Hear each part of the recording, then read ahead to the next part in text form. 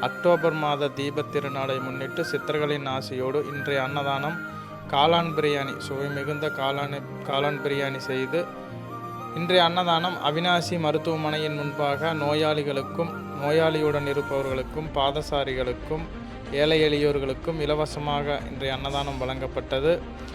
திருவடிஞானம் சன்மார்க்க சங்கத்தின் மூலியமாக அனைத்து நல்லுள்ளங்களுக்கும் தீபாவளி நல்வாழ்த்துக்களை தெரிவித்துக் கொள்கிறோம். அருட்பெரும் ஜோதி, அருட்பெரும் ஜோதி, தனிப்பெரும் கருணை, அருட்பெரும் ஜோதி. எல்லா உயிர்களும் இன்புற்று வாழ்க. வள்ளல் மலரடி வாழ்க வாழ்க.